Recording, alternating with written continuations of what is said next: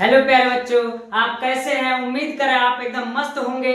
आज हम आपके लिए लेकर के आए हैं कक्षा 10 का जो मैथ का टॉपिक है। जो बहुत बच्चे कह रहे थे सर मैथ स्टार्ट कर दीजिए, तो हमने अब स्टार्ट कर दिया है। और आज से हम लोग देखेंगे मैथ का पहला चैप्टर क्या कर रहा है, क्या कह रहा है। लेकिन उससे पहले उसका बेसिक समरी जो होगा इसको हम पढ़ेंगे कि क्या आखिर क्या होता है। अगर कहे कि अध्याय 1 वास्तविक संख्या यानी रियल नंबर है, तो रियल नंबर क्या कहता है, किसे कहते हैं और किस प्रकार होता है, इसको हम लोग आज क्या करेंगे, पढ़ेंगे। तो आइए देखते हैं कि क्या होता है वास्तविक संख्या है।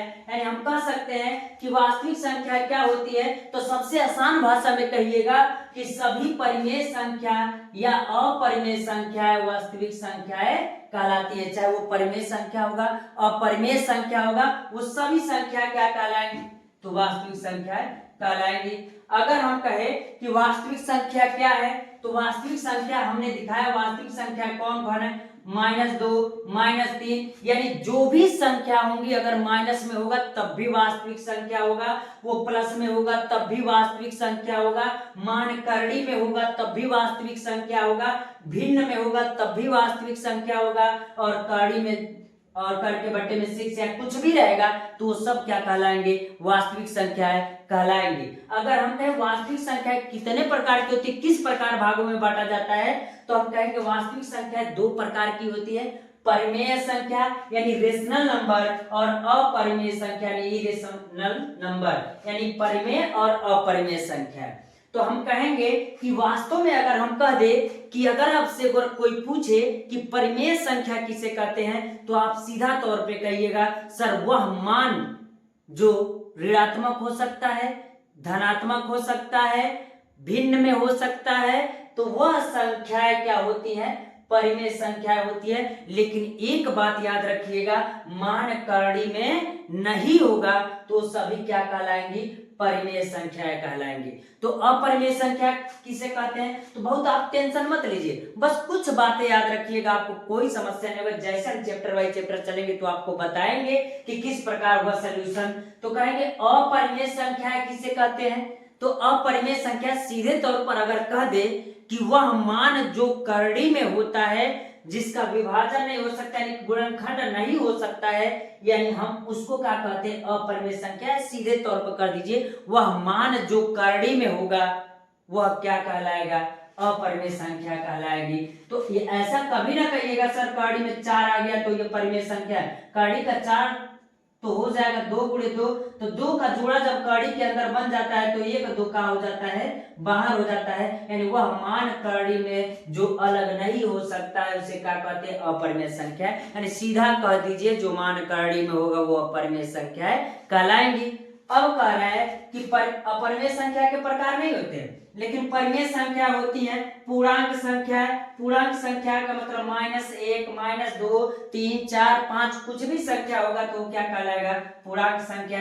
भिन्न संख्या है तो जो भाग अगर कह दे कि भिन्न संख्या जो भाग रहेगा बटे में रहेगा, अंश बट्टा हर के रूप में रहेगा तो उसे भिन्न संख्या का कहेंगे, तो वो भी आपका क्या होगा, परिमेय संख्या होगा। बस ये यही बताना चाहता है कि अगर प्लस हो या माइनस हो पूर्णांक संख्या होगा तो परिमेय होगा, भिन्न में होगा तो भी परिमेय होगा। अब करें धन पूर्णांक संख्या है, तो धन का मतलब वह पूर्णांक संख्याएं या वह मान जो धनात्मक होगा तो हम उसे कहेंगे क्या कहलाएगा, धन पूर्णांक संख्या कहलाएंगी। अगर हम कहें आपसे कि शून्य क्या है, तो शून्य भी क्या कह सकते हैं, हम परिमेय संख्या है। और ऋण पूर्णांक संख्याएं किसे कहेंगे, तो ऋण पूर्णांक संख्या वह संख्या होती है जो मान माइनस में हो सकता है तो हम उसे कह सकते हैं वह ऋण पूर्णांक संख्या कहलाती है। उम्मीद कर रहे हैं बच्चों की यह बात आपको समझ में आ रही होगी। यानी सीधा तौर पर अगर कोई आपसे पूछेगा तो एक बात पूछता है और बोर्ड पेपर में भी पूछता है, बस इस बात का ध्यान दीजिएगा कि सर परिमेय संख्या क्या कहलाती हैं, अपरिमेय संख्या। इसमें से कोई क्वेश्चन नहीं पूछेगा। अगर हम आपसे कहें कि मान लीजिए 3 क्या है, तो कहेंगे सर परिमेय संख्या है। 4 क्या है, परिमेय संख्या है। 6/7 क्या है, परिमेय संख्या है। 5/6 क्या है, परिमेय संख्या है। -1, -2, -3 कुछ भी क्या है, परिमेय संख्या है। अपरिमेय संख्या किसे कहेंगे, तो मान जो करड़ी में होगा, तो करड़ी में होने का मतलब यह है कि मान लीजिए कह दे करड़ी में 3, करड़ी में 5, कड़ी में 7, लेकिन कभी यह न कहिएगा कि सर कड़ी में 9 भी एक अपरिमेय संख्या नहीं। कड़ी में 9 को अगर हम तोड़े तो 3 गुणे 3 टूट जाएगा और ये कड़ी में 2 का जोड़ा बन जाएगा तो ये 1 3 बाहर हो जाएगा। 3 संख्याओं का ध्यान दीजिएगा। कड़ी में 3, कड़ी में 5, कड़ी में 11, कड़ी में 13, कड़ी में 17, ये सभी मान क्या है? अपरिमेय संख्याएं कहलाती हैं। तो उम्मीद कर यह बात समझ में आ रही होगी। तो चलिए अब हम आगे चलते हैं। तो आइए प्यारे बच्चों, हम टॉपिक पर चलने से पहले 2 चीज जो महत्वपूर्ण होता है उसको हम देख लेते हैं। उसके बाद से सवाल लगाने में आपको कोई दिक्कत नहीं होगा।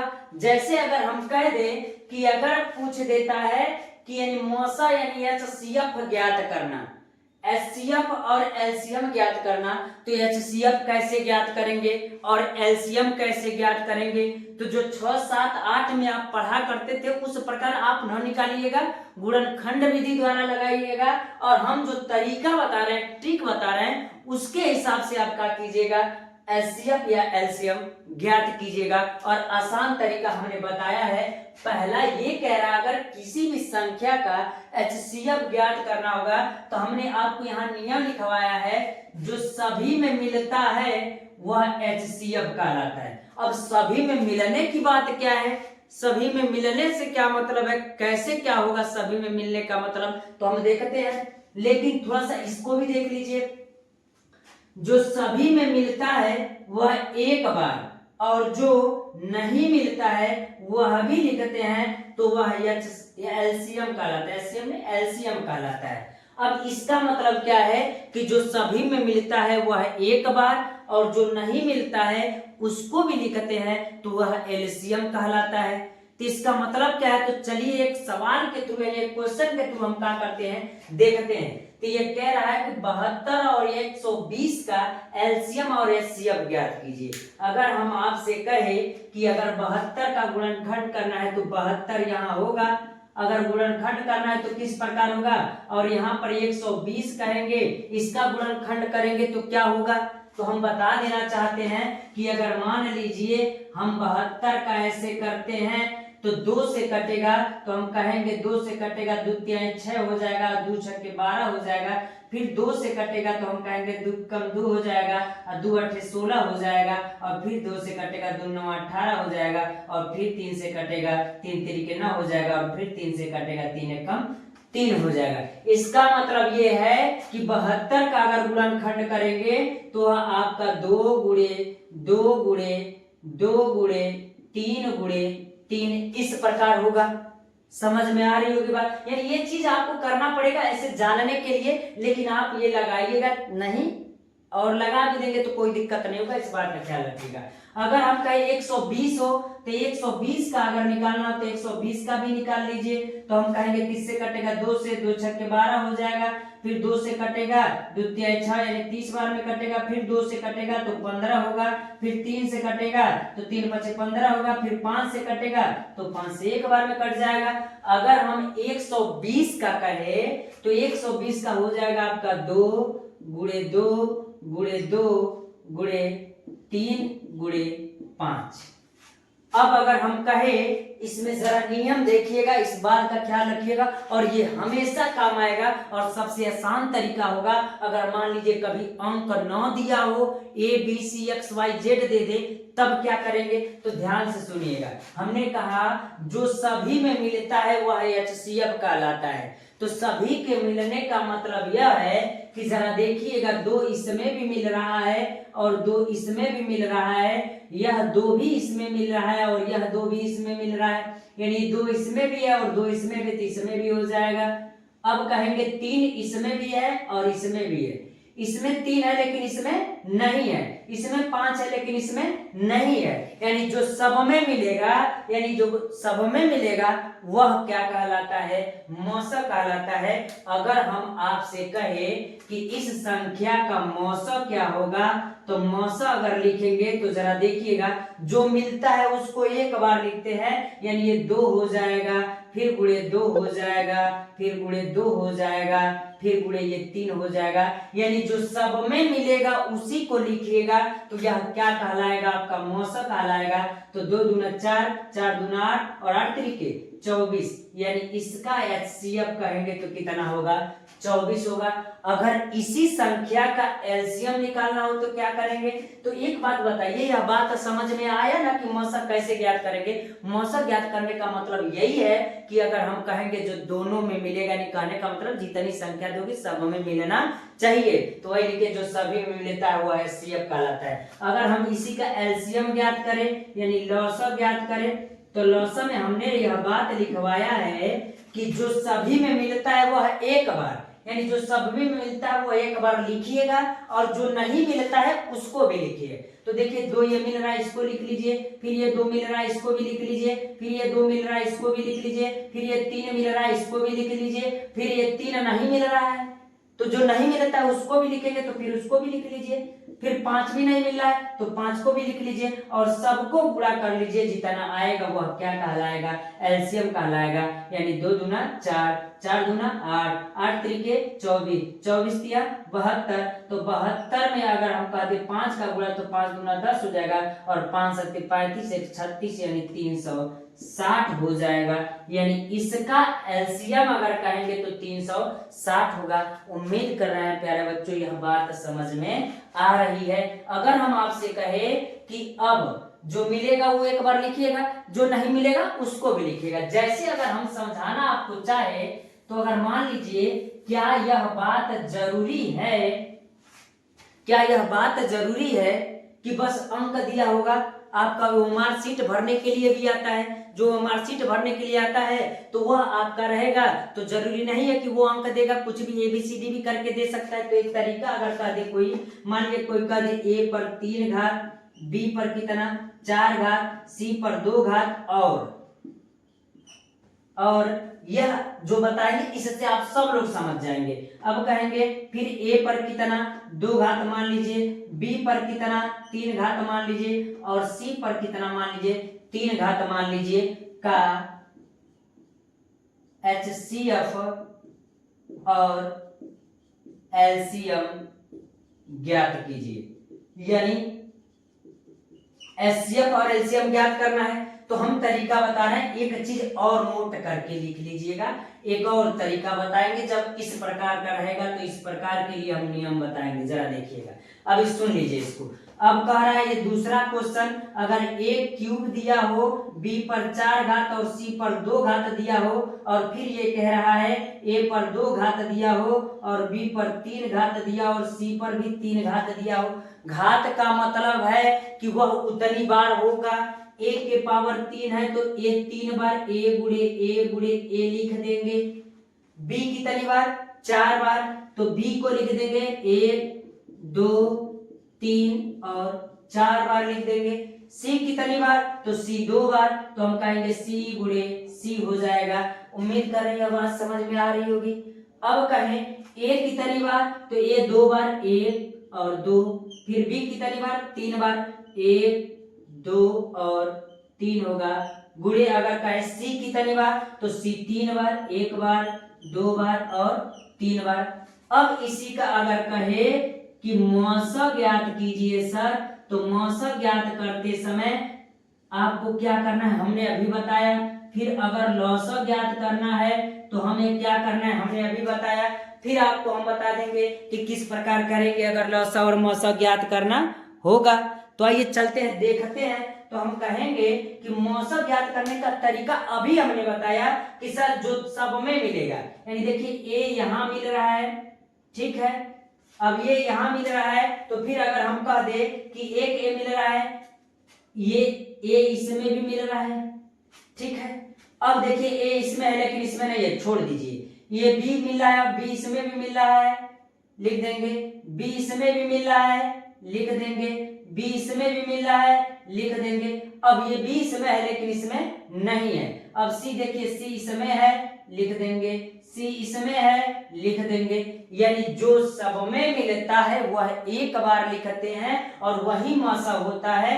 तो मौसा यानी सीएफ को क्या लिखेंगे, तो आपको पता है कि सर जानते हैं क्या करेंगे, हम कहेंगे कि ए एक और एक दो बार है तो कहेंगे ए गुणे ए मिल रहा है, गुणे बी एक दो तीन बार बी मिल रहा है, एक दो तीन, बस वही लिखेंगे जो दोनों में होगा।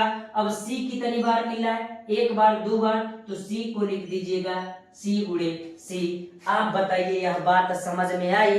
लेकिन एक तरीका और काम कीजिएगा, इसको अब जरा देखिए, ए पर कितना, ए कैसे लिखेंगे इसको, ए कितना है दो बार है तो ए के पावर हम क्या कर देंगे दो कर देंगे, बी कितनी बार है तीन बार है तो बी के पावर तीन कर देंगे, सी कितनी बार है तो सी दो बार है तो सी के पावर हम कितना कर देंगे दो कर देंगे, यानी यह आपका मौसा हो जाएगा। लौसा का मतलब क्या है, तो लौसा का मतलब है सर जो सब में मिलता है वह भी लिखिए और जो नहीं मिला वह भी लिखिए। तो कहेंगे सर ए गुणे ए तो मिला ही है दो गो, फिर बी को मिला है तो कहेंगे तीन को मिला है तो बी तीन बार लिख देंगे, सी कितनी बार मिला है दो बार तो दो बार सी लिख देंगे। अब देखिए कौन कौन नहीं मिला, एक यहाँ नहीं मिला है ए, इसको भी लिख दिए, और कुछ बचा नहीं बचा, बी एक यहाँ नहीं मिला तो यहाँ लिख देंगे बी, और सी एक यहाँ नहीं मिला तो इसको भी लिख दीजिए। अब बताइए आप, अगर हम कहें कि इसका क्या होगा एलसीएम, ए कितनी बार है एक दो तीन, तीन बार है तो एक के पावर कितना हो जाएगा तीन हो जाएगा, बी कितनी बार है एक दो तीन और एक चार बार है तो बी कितनी बार चार बार हो जाएगा, सी कितनी बार है एक दो तीन तो सी कितनी बार हो जाएगा तीन बार हो जाएगा। तो इस प्रकार आपका अगर लौसक है तो इस प्रकार होगा। यानी उम्मीद कर रही है बात समझ में आ रही है, यानी कोई समस्या आपको नहीं होना चाहिए, बस एक नियम याद रखिएगा, जो दोनों में मिलेगा वह मौसक कहलाएगा और लौसक क्या कहलाएगा, जो दोनों में मिलेगा वह भी, यानी जो सब में मिलेगा वह भी और जो नहीं मिलेगा वह भी। ये बात तो समझ में आ गई। एक तरीका और आपको हम बता दे रहे हैं, अगर इसका आप डायरेक्ट आंसर करना चाहते हैं तो कर सकते हैं। जैसे इसमें और इसमें अगर हमको मौसक याद करना है तो छोटी घात वाला ट्रिक लिख लीजिए, छोटी घात वाला मौसक कहलाता है। क्या कहलाता है, मौसक कहलाता है, जो छोटी घात है। तो छोटी घात का मतलब अगर कहें तो जरा यहां देख लीजिए, लिख करके हम बता दे रहे हैं। अगर यही दोनों है तो आप बताइएगा a पर तीन घात और a पर कितना है दो घात है, इस दोनों में छोटा कौन है, तो कहेंगे छोटा सर a पर दो घात है। मौसक के लिए तरीका बता रहे हैं तो ये मौसा हो जाएगा। अब b पर चार घात और b पर तीन घात, तो छोटा दोनों में से कौन है तीन है तो b पर तीन घात लिख लीजिए। c पर क्या है, c पर तीन घात है, c पर दो घात है, तो दोनों में छोटा कौन है c पर टू घात है, तो c पर टू घात लिखिएगा तो यह आपका क्या हो जाएगा मौसा हो जाएगा। यानी मेरे कहने का मतलब ये है कि छोटी घात वाला मौसा कहलाता है। तो अब कहेंगे सर लौसक क्या कहलाता है, तो इसी का लौसक कहेंगे, तो लौसक हम कहेंगे बड़ी घात वाली संख्या क्या कहलाता है, बड़ी घात वाला, तो कहेंगे इसको घात कर लीजिए ना, बड़ी घात वाला लौसक कहलाता है। तो इसका मतलब क्या होता है, तो इसका मतलब हम कहेंगे कि किस प्रकार, तो जरा बड़ा घात देखिएगा, a और a में क्या है, तो a और a में a क्यूब बड़ा है तो a क्यूब कर देंगे, b में क्या बड़ा है तो b फोर बड़ा है तो b फोर कर देंगे, c में क्या बड़ा है c3 बड़ा है तो c3 कर देंगे। यानी जो बड़ा है वो क्या कहलाएगा आपका लौसक कहलाएगा। उम्मीद कर रहे हैं यह बात समझ में आ रही प्यारे बच्चों। इसलिए अब अगर कोई पूछेगा आज के बाद कि मौसक कैसे ज्ञात करेंगे और लौसक कैसे ज्ञात करेंगे गुणनखंड विधि द्वारा, तो आप इस विधि का प्रयोग कीजिएगा। यानी यह दो बातें आप क्या कर लीजिएगा लिख लीजिएगा। अब इस चीजों को आप स्क्रीनशॉट ले लीजिए जिससे आसानी से पढ़ सकते हैं।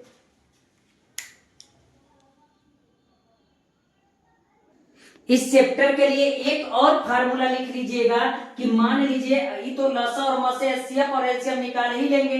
अगर मान लीजिए कभी कभी आपको पहली संख्या और दूसरी संख्या दे देता है तो एक फार्मूला और लिख लीजिए, पहली संख्या गुणे दूसरी संख्या बराबर मस गुणे लस हो जाएगा। यानी यह फार्मूला आपके लिए महत्वपूर्ण होने वाला है कि जब आपको पहली संख्या दिया होगा और दूसरी संख्या दिया होगा और मौसा और लस दिया होगा तो फार्मूला क्या हो जाएगा, पहली संख्या गुणे दूसरी संख्या बराबर लस गुणे मौसा या मौसा गुणे लस। यह सवाल तब देगा जब कम से कम 3 मान दिया होगा और एक ज्ञात करने के लिए कर सकता हो सकता है मौसा लसा दे दे और दूसरी संख्या दे दे और पहली संख्या पूछे तो आराम से पक्षांतर करके इसको कर सकते, कोई दिक्कत नहीं है। यानी अगर कभी पहली संख्या दूसरी संख्या दिया हो तो उसके लिए फार्मूला आप लगाइए, पहली संख्या गुणे दूसरी संख्या बराबर मौसा गुणे लसा। इस प्रकार इतना टॉपिक था। अब आइए आते हम प्रश्नावली 1A पर आते हैं जो आपके लिए महत्वपूर्ण होगा। तो आइए बच्चों देखते हम कि प्रश्नावली 1A का क्वेश्चन क्या कर रहा है और किस प्रकार लगाएंगे। तो पहला ये कह रहा है कि निम्नलिखित संख्याओं को अभाज्य गुणनखंडों के गुणनफल के रूप में क्या कीजिए, व्यक्त कीजिए। यानी 140 है, 156 है, 38 25 है, 50 05 है, 74 29 है, तो इसका गुणनखंड कैसे होगा, गुणनफल के रूप में व्यक्त कीजिए। अगर हम आपसे कह दे कि पहला अगर 140 है तो इसको कैसे तोड़ेंगे, तो जरा तरीका देखिएगा।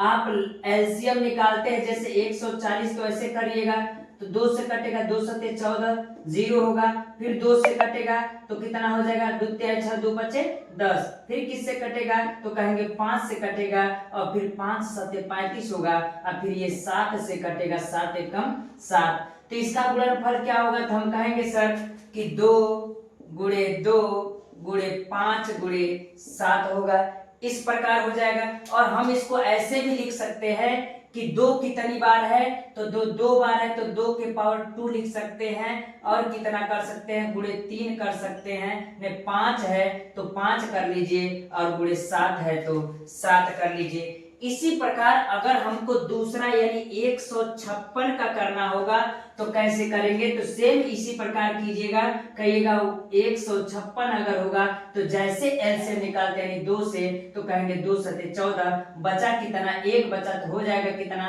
16, तो 2 8 16 हो जाएगा, फिर 2 से कटेगा 2 3 6 होगा और फिर 2 9 18 होगा और फिर किससे कटेगा 3 से कटेगा तो 3 1 कम 3 होगा और 3 तरीके 9 होगा और ये फिर किससे कटेगा 13 से कटेगा तो 13 एकम 13 हो जाएगा।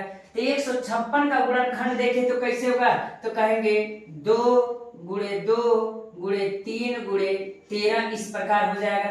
अब कहे 2 कितनी बार है तो 2 बार है, तो आप बताइए 2 की पावर 2 और गुणे 3 और गुणे 13 कर सकते हैं कि नहीं। तो अभाज्य गुणनखंड इसी प्रकार कीजिएगा। और सबसे ज्यादा दिक्कत अगर किसी को आता है तो सर आप 2 गुणे 2 गुणे 5 गुणे 7 आप कहां से लिख दे रहे हैं, तो आपको पता है कि लस यानी एलसीएम कैसे निकाला जाएगा, तो इस विधि द्वारा आप क्या कर लीजिएगा गुणनखंड करके और इसका मान लिख दीजिएगा। अगर इसी प्रकार हम आपसे कहे कि अगर कह दे किसका 38 यानी तीसरा 38 25 का किस प्रकार होगा, तो आप जरा देखिएगा अगर 38 25 का करेंगे तो आप पहले इसको चेक कीजिए क्या 3 से कटेगा तो 3 1 कम 3 3 दूना 6 हो जाएगा, फिर बचेगा कितना 2 हो जाएगा 22 3 सते 21 हो जाएगा, 1 15 हो जाएगा तो कटेगा, तो काटिए 3 1 कम 3 हो जाएगा, फिर 3 दूना 6 हो जाएगा, बचा कितना 2 हो गया 22,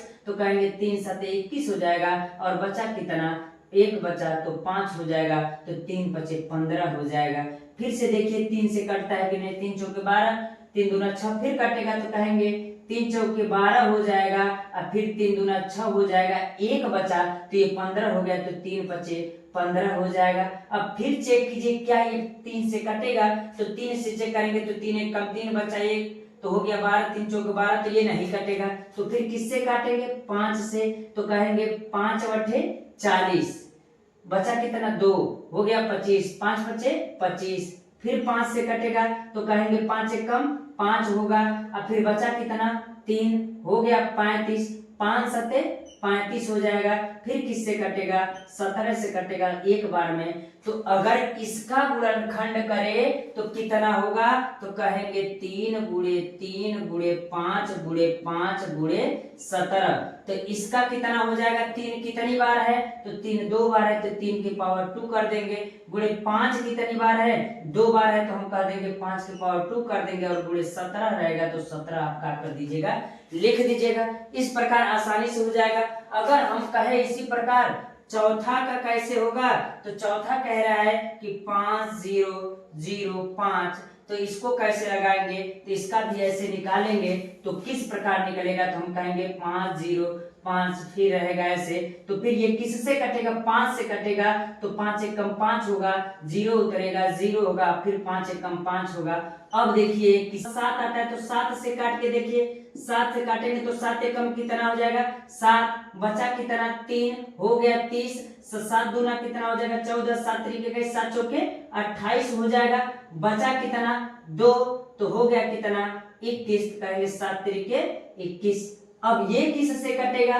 तो जरा इससे तो कटेगा नहीं, 7 दूना 14 नहीं कटेगा। फिर कहेंगे 11 से, तो 11 से काटेंगे तो 11, हाँ 11 से कटेगा, 11 कम 11 हो जाएगा, बचेगा 3, तो 11 3 33। फिर ये किससे कटेगा? 13 से, तो 13 कम 13। यानी इसका अगर कहेंगे तो ये कितना हो जाएगा? तो हम कहेंगे 5 गुणे 7 गुणे 11 गुणे 13, यानी इसका भाज्य गुणनखंड इतना ही होगा। अब चलते हैं हम, अगर कहे अंतिम जो है यानी पांचवा जो है, इसका क्या होगा? तो हम कहेंगे 74 है और 29 है। अगर इसका गुणनखंड करें तो कैसे होगा? देखिएगा जरा। तो हम कहेंगे 74 और फिर 29 करेंगे, तो किससे कटेगा? इसको भी हम लोग क्या करते हैं, देखते हैं कि किससे ये कटेगा। तो चलते हैं देखते हैं पहले इसको किससे कटेगा। तो ये पहले सबसे कटेगा 17 से। तो 17 से कटेगा, कैसे कटेगा? 17 दूना 34, 17 तिया 51, 17 चौके 17 चौके 68 हो जाएगा, यानी 4। बचा कितना? 6 बचा, हो गया 62। 17 तिया 51 हो जाएगा, तो 3 51 हो जाएगा। और कहेंगे कि उसके बाद से बचा कितना? तो कहेंगे 11 बचा, तो 1 19 हो गया। तो 17 सते कितना हो जाएगा? तो कहेंगे 17 सते 119 हो जाएगा। फिर किससे काटेंगे? 19 से काटिए जरा। 19 से काटेंगे तो 19 दूना 38 हो जाएगा। बचा कितना? 38 हो जाएगा, तो बचेगा 5 57, 19 तिया 57 हो जाएगा। और फिर ये 23 खुद ही से कटता है। तो इसका गुणनखंड अगर हम कहेंगे तो 17 गुणे 19 गुणे 23 इस प्रकार होगा। इस प्रकार होगा, यानी कहने का मतलब है अगर अभाज्य गुणनखंड कहेगा तो इसी प्रकार आप क्या कीजिएगा? निकालिएगा। आइए इसका दूसरा क्वेश्चन हम देखते हैं कि किस प्रकार होगा। तो आइए बच्चों देखते हैं दूसरा क्वेश्चन क्या कह रहा है। दूसरा क्वेश्चन ये कह रहा है पूर्णांकों के निम्नलिखित युग्मों के एचसीएफ और एलसीएम ज्ञात कीजिए। इसका एचसीएफ और एलसीएम ज्ञात कीजिए तथा इसकी जांच कीजिए कि दो संख्याओं का गुणनफल, यानी दो संख्याओं का जो गुणनफल होगा वह एचसीएफ और एलसीएम के गुणनफल के बराबर होगा। यानी जो संख्या दिया हुआ है उस संख्या का एचसीएफ और एलसीएम ज्ञात करना, तो हम एचसीएफ और एलसीएम ज्ञात कर लेते हैं। और दूसरा ये कह रहा है कि इसकी सत्यता की जांच कीजिए, इसकी जांच कीजिए कि दो संख्याओं का जो गुणनफल होगा वो एचसीएफ और एलसीएम के गुणनफल के बराबर होगा। तो कोई दिक्कत नहीं, हम करके देखते हैं। अगर हम इसको ऐसे कर दे, अगर हम कहे आपसे कि 26 का गुणनखंड अगर तोड़ेंगे आप, तो सब चीज हम करके नहीं दिखाएंगे, हम बता दे 2 कम 2 2 3 6, यानी ये हो जाएगा 2 गुणे 13 हो जाएगा, 13 दूना 26 हो जाएगा। और 91 का अगर करेंगे तो 91 का करेंगे तो आपको पता है 7 गुणे 13 हो जाएगा। तो अगर 7 गुणे 13 हो जाएगा तो 91 हो जाएगा। अब अगर हम कहे कि इसका मौसा ज्ञात करना है, तो मौसा आपको याद होगा कि मौसा के लिए हम बताए थे जो दोनों में होता है वही मौसा होता है। इसमें बताइए दोनों में क्या है, तो कहेंगे दोनों में क्या है, 13 है। जब दोनों में 13 है तो इसका मौसा कितना हो जाएगा, यानी हम कहेंगे मौसा यानी एचसीएफ कहिए, एचसीएफ क्वेश्चन में लिख दीजिए, यानी इसका कितना हो जाएगा 13 हो जाएगा। और एलसीएम क्या कहे थे, तो आपको पता होगा एलसीएम हम कहे थे कि जो दोनों में मिलता है वो है एक बार, तो 13 मिल रहा है एक बार लिखिए, फिर कितना लिखिए 2 लिखिए, फिर कितना लिखिए 7 लिखिए। यानी एलसीएम का मतलब हम यह बताए थे कि जो दोनों में मिलता है उसको एक बार और जो नहीं मिलता है उसको भी लिखते हैं। तो गुणा कीजिए, तो हम कहेंगे 13 दूना 26 और 26 में 7 का गुणा कर दीजिए, 7 छक्के 42 का 2, 7 दूना 14 और 14 और 4 कितना हो जाएगा 18, यानी 182 हो जाएगा। यानी इसका एलसीएम कितना हो जाएगा 182 हो जाएगा। अब कह रहा है कि इसकी जांच कीजिए। एलसीएम और एचसीएफ जब निकल गया तो जांच करने के लिए कह रहा है, तो हम हेडिंग डालेंगे जांच करना। जब जांच करने की बात आएगी तो कह रहा है क्या करना है, तो दो संख्याओं का यानी दो संख्याओं का गुणनफल बराबर एचसीएफ और गुणे एलसीएम होगा। तो करके देखते हैं, दो संख्या कौन कौन है, 26 और गुणे 91 हो जाएगा। अब बराबर में एलसीएम और एचसीएफ कितना है, तो कहेंगे एलसीएम कितना है, एचसीएफ 13 है और एलसीएम कितना है 182 है। गुणा करके देखिए क्या बराबर आ रहा है, तो 91 में 26 का जब गुणा करेंगे तो कितना होगा, तो कहेंगे 6 और 2 ही होगा और 9 छक्के 54 हो जाएगा और 9 दूना 18, 18 और 5 कितना हो जाएगा 23 हो जाएगा। तो कहेंगे 6 और 4 2 6 ये भी हो जाएगा और 3 ये हो जाएगा और 2 ये हो जाएगा, यानी 23 66 इसका होगा।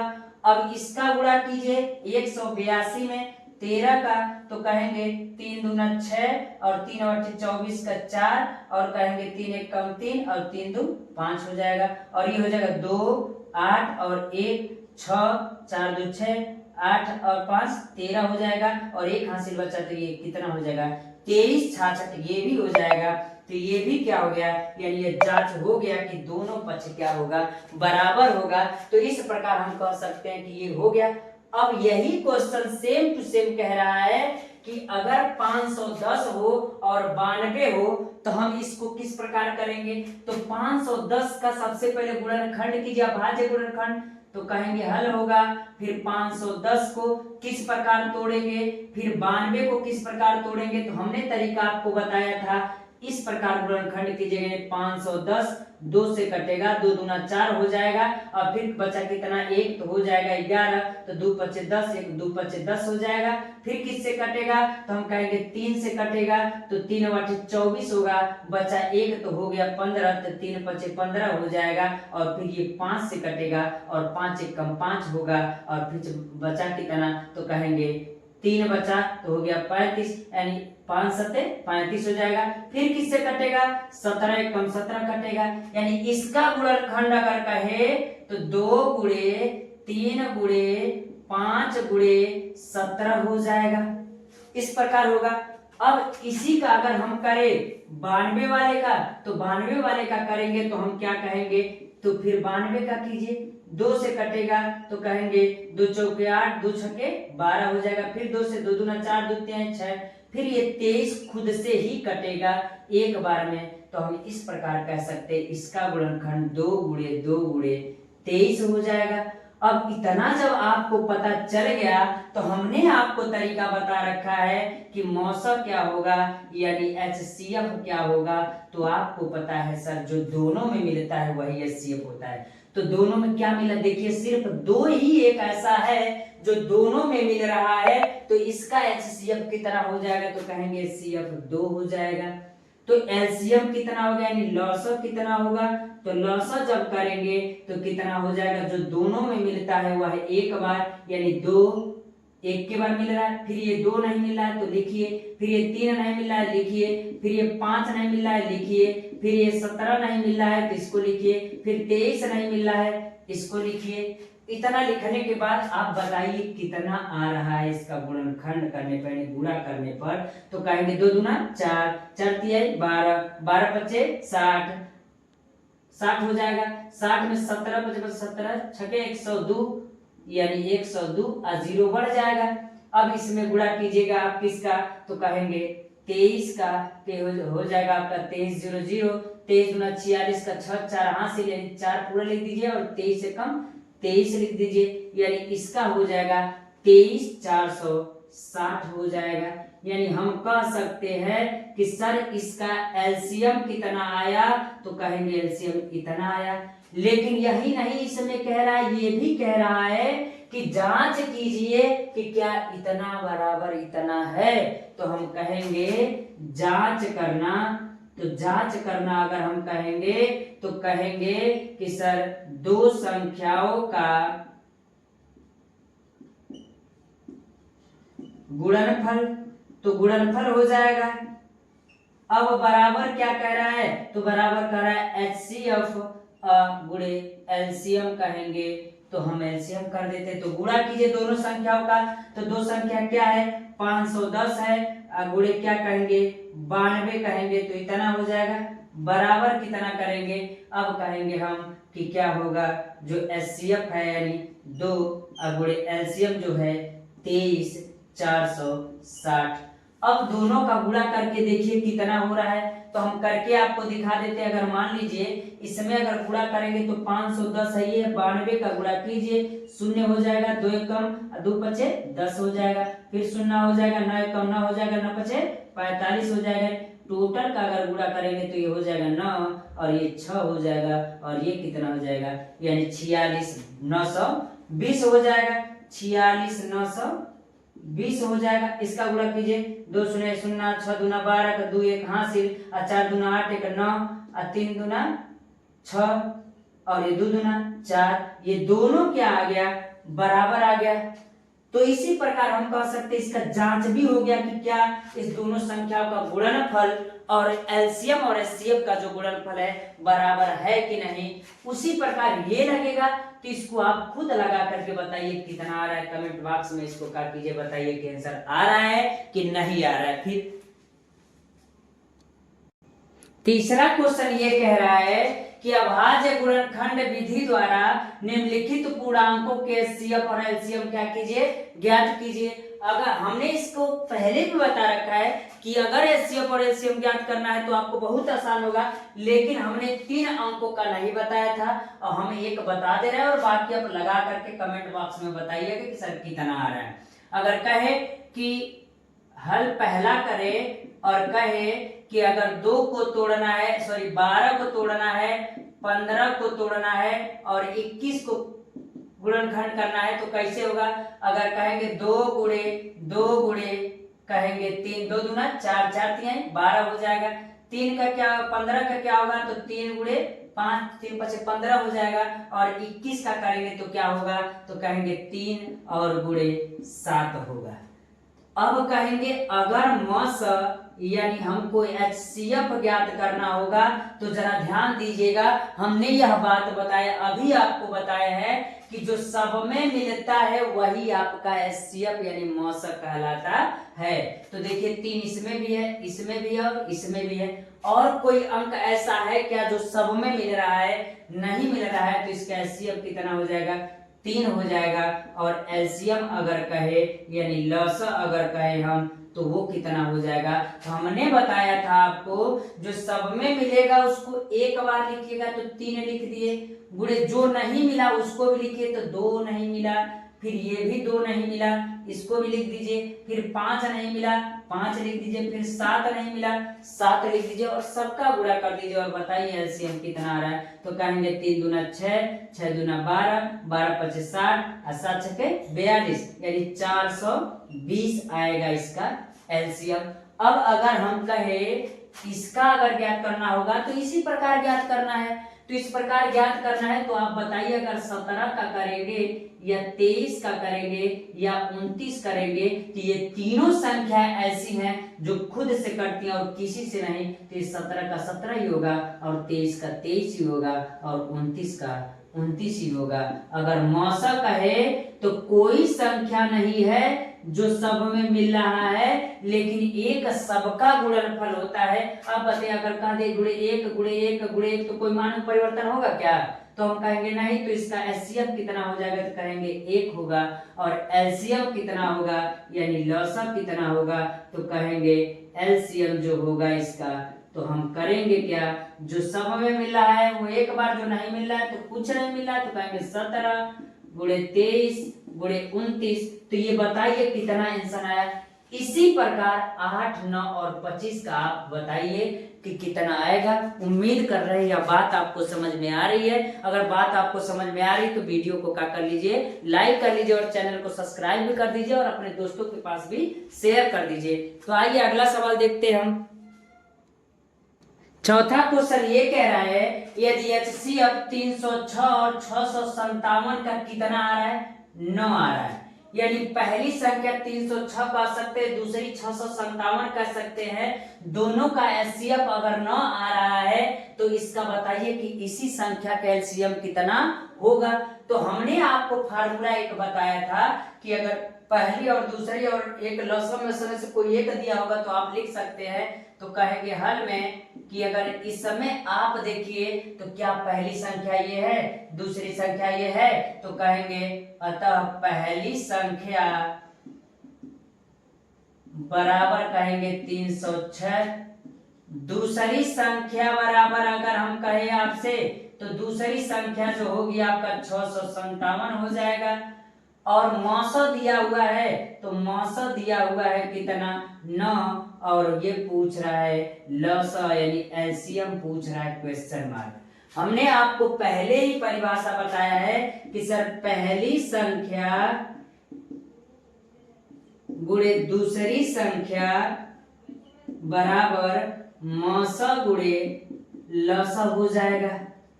अब अगर कहे कि मान किसका किसका पता है तो रख दीजिए। पहली संख्या पता है 306 गुणे दूसरी कितना है तो कहेंगे 657, अब बराबर मौसा कितना है 9 है, और हमको लसा क्या करना है, एलसीएम का करना हमको ज्ञात करना है। जो ज्ञात करना है उसको रोक लीजिए, बाकी इसको नीचे भेज दीजिए। तो हम क्या कहेंगे एलसीएम बराबर, अब इसको इसके नीचे भेज दीजिए, किधर भी लिख सकते कोई दिक्कत है नहीं, 306 गुणे 657 हो जाएगा। अब बटा में कितना होगा 9 होगा। तो जरा काटिएगा, क्या ये कटेगा क्या, तो हम कहेंगे 9 3 27 कटेगा तो 9 3 27 हो जाएगा। बचा कितना तो कहेंगे 3 हो गया 36, 9 चौके 36 हो जाएगा। तो बचा एलसीएम बराबर कितना तो कहेंगे 34 गुणे ये 657 होगा। तो गुणा करके आप बताइएगा कि कितना इसका एलसीएम आ रहा है। पांचवा सवाल इसका ये कह रहा है यदि HCF 225 का 60 बराबर 225 गुणे 5 माइनस 10 यक्स है तो यक्स का मान क्या कीजिए, ज्ञात कीजिए। इसका मतलब यह है इस दोनों का HCF कुछ आएगा, मान लीजिए कुछ आएगा, लेकिन उसके स्थान पर कितना आ गया है, इतना आ गया है। तो सबसे पहले हम एक काम करते हैं कि हल करेंगे तो सबसे पहले इस दोनों संख्याओं का हम एचसीएफ ज्ञात करेंगे। तो कैसे ज्ञात करेंगे, अगर 225 है तो हम कहेंगे इसका अभाज्य गुणनखंड कितना होगा और 60 का अभाज्य गुणनखंड कितना होगा।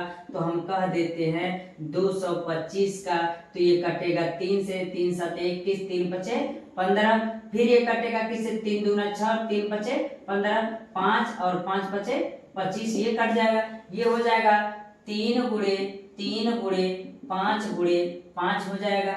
और ये कितना हो जाएगा तो हम कहेंगे कि किससे कटेगा, 2 से, तो 2 3 6 15 हो जाएगा। फिर 3 5 15, फिर 5 से कटेगा, ये 2 गुणे 2 गुणे 3 गुणे 5। आप बताइए इसका मौसा यानी HCF कितना आ रहा है। तो हम कहेंगे इसका HCF, ये देखिए 2 नहीं मिला, 2 नहीं मिला, लेकिन एक 3 मिल रहा है और एक 5 मिल रहा है। जब एक 3 और 5 मिल रहा है तो कहेंगे 3 गुणे 5 यानी HCF कितना आ रहा है, 15 आ रहा है। जब 15 HCF आ रहा है हमारा इसका HCF, और ये लिख कितना दिया है, इतना, यानी गलती से इतना लिख दिया और लिखना कितना चाहिए था, इतना, यानी इसके बराबर ये है। तो हम कह सकते हैं अतः 225 गुणे 5 माइनस 10 यक्स बराबर कितना आना चाहिए था, 15 आना चाहिए था। आप बताइएगा अगर इसमें गुणा करेंगे इसका तो कहेंगे 5 5 25, और फिर 5 दूना 10, 10 2 12 का 2 एक हासिल, और 5 दूना 10 एक हासिल, 1125 हो जाएगा, और माइनस 10 यक्स हो जाएगा। अब बराबर कितने के, 15 की। एक काम कीजिए, इसको इधर भेज दीजिए और इसको इधर ला लीजिए, तो हम कहेंगे ये हो जाएगा आपका, ये इधर जाएगा तो 10x हो जाएगा और ये इधर आएगा तो 1125 और ये प्लस इधर आएगा तो -15। तो आप बताइएगा 1110 बचेगा कि नहीं बचेगा? कहेंगे बराबर 10x के। एक जीरो से एक जीरो टी हो जाएगा तो x बराबर कितना आया? तो x बराबर आपका आ गया 111, यानी x का मान कितना आ गया? 111 आ गया। तो इस प्रकार हम कहेंगे कि x का मान कितना आ गया? 11 आ गया। जो छठवां सवाल है इसका ये कह रहा है HCF, इसका HCF कितना दे दिया है? 15, यानी पहली संख्या दे दिया इतना, दूसरी संख्या दे दिया इतना और कह रहा है HCF दे दिया इतना। तो कह रहा है कि LCM का कीजिए, बताइए। आप बताइएगा कि अगर पहली संख्या गुणे दूसरी संख्या दे दिया और HCF दे दिया तो क्या आप LCM ज्ञात नहीं कर सकते हैं? कौन से फार्मूले से? तो कहेंगे पहली संख्या गुणे दूसरी संख्या बराबर HCF गुणे LCM हो जाएगा। इस मान, इससे पहले जो मैंने चौथा सवाल बताया था सेम सवाल बताया था, इसलिए इसके आगे आप सवाल कर करके और कमेंट बॉक्स में बताइए इसका आंसर कितना आ रहा है। तो प्यारे बच्चों आइए हम देखें 7वां नंबर का क्वेश्चन किस प्रकार लगेगा। जब आपको क्वेश्चन ये बॉक्स में करके दिया रहेगा और वो पूछेगा x और y का मान चाहे जो भी दिया होगा वो पूछेगा तो उसको बहुत आसानी से लगा सकते हैं। इसमें कह रहा है नीचे दी गई आकृति में x तथा y के मान क्या कीजिए? ज्ञात कीजिए। इसमें अगर x और y का मान ज्ञात करना है तो कैसे करेंगे? अगर हल हम करते हैं इस सवाल का तो कहेंगे कि सर जो x का मान निकालना है तो हम कहेंगे x ही से तो ये बॉक्स दोनों निकला है, तो जिससे जो बॉक्स निकला रहेगा, अगर x इसमें इससे दोनों बॉक्स निकला हुआ है तो x को रोक लीजिएगा और इसी से दोनों बॉक्स निकला हुआ है तो इसका दोनों का आपस में गुणा कर दीजिएगा तो 7 तरीके कितना आ जाएगा? 21 आ जाएगा। यानी x का मान कितना आ गया? 21 आ गया। और इसी प्रकार अगर y का मान हमसे पूछे तो y का मान करेंगे तो y बराबर, तो इसी से ये दोनों बॉक्स निकला हुआ है तो कहेंगे 4 गुणे x होगा। अब यहाँ क्या कर दीजिए? y बराबर 4 और गुणे x का मान कितना है? तो x का मान अभी निकला है कितना? 21 निकला है। फिर अंदर गुणा करेंगे तो 4 एकम 4 और 4 दूना 8 होगा, यानी y का मान आपका कितना आ जाएगा? 84 आ जाएगा। इस प्रकार चाहे बॉक्स से जो भी संबंधित सवाल होगा उसका आसानी से क्या कर सकते हैं? लगा सकते हैं। आइए इसका अगला क्वेश्चन हम क्या करते हैं देखते हैं। 8वां जो सवाल है वो कह रहा है 18 और 117 के HCF को 18m-17 के रूप में दर्शाया गया है। यानी ये कह रहा है कि 18 और 117 का HCF जो आएगा उसको गलती से 18m-17 दिखा दिया गया है। तो इसका जो HCF आएगा वो इसके बराबर होगा तो उससे m का मान भी ज्ञात हो जाएगा। तो कैसे ज्ञात करेंगे? तो सबसे पहले अगर हम हल करेंगे तो कहेंगे कि 18 को तोड़ते हैं तो आपको पता होगा, फिर 117 को तोड़ेंगे तो 18 कितना हो जाएगा? तो कहेंगे हम 2 गुणे 3 हो जाएगा। करके नहीं दिखा रहे, डायरेक्ट कर दे, 2 3 6 6 3 18 हो जाएगा। और 117 का अगर करना है तो 117 का कीजिए तो देखिए 3 से कटेगा तो कहेंगे 3 3 9 बचा 2 हो गया 27। तो फिर कितना हो जाएगा? तो 3 9 27 हो जाएगा। फिर 3 से कटेगा, 3 1 कम 3 और 3 3 9 और फिर 13 से ही कटता है एक बार में। तो इसका हो जाएगा 3 गुणे 13 इतना हो जाएगा। अब ये कह रहा है इसका मौसा यानी HCF अगर देखे तो इसका HCF हमने क्या बताया था आपको? जो दोनों में मिलता है यानी जो सब में मिलता है वही आपका क्या होता है? वही आपका HCF होता है। तो 3 और 3 दोनों में मिल रहा है इसलिए 3 गुणे 3 यानी इसका HCF कितना हो जाएगा? 9 हो जाएगा। अब अगर कहे कि अगर HCF ना निकल गया तो कह रहे इसका HCF को इतना दिखा दिया गया है, यानी 18m-17 दिखा दिया गया है। तो हम कहेंगे तब प्रश्नानुसार कर दीजिए, प्रश्नानुसार तो क्या होगा? तो हम कहेंगे जो 18m है -17 है इसको आना कितना चाहिए था? 18m-17 है तो इसको हम 17 है तो कह सकते इतना बराबर कितना आएगा, 9 आएगा। तो 9 आएगा तो अब क्या करेंगे, तो हम कहेंगे कि इस 17 को इधर भेजेंगे तो 18m और -17 हो जाएगा। सॉरी, इसको कह सकते हैं बराबर 9, और ये माइनस इधर जाएगा तो क्या हो जाएगा, प्लस हो जाएगा। तो कितना हो जाएगा, 17 हो जाएगा। और 17 में 9 जोड़ेंगे तो कितना हो जाएगा, तो हम कहेंगे 17 नहीं तो है, तो फिर न तो इतना ही है। यानी कहने का मतलब सीधा ये है कि इसका और एचसीएफ अगर निकाले तो कितना 9 आया, लेकिन इसमें एचसीएफ कितना आ रहा है, 18m - 17 आ रहा है। तो उस स्थिति में जो एचसीएफ ये होगा किसके बराबर होगा, 9 के बराबर होगा। तो उस स्थिति में हम कहेंगे, तो बच्चों हम कहेंगे ये 17 18m - 17 नहीं 117, कितना है 117 है। तो हम कहेंगे यहाँ कितना हो जाएगा, 117 हो जाएगा। तो यहाँ भी 117 लिख दीजिए, और प्लस इधर भी जोड़ेंगे तो 117 होगा।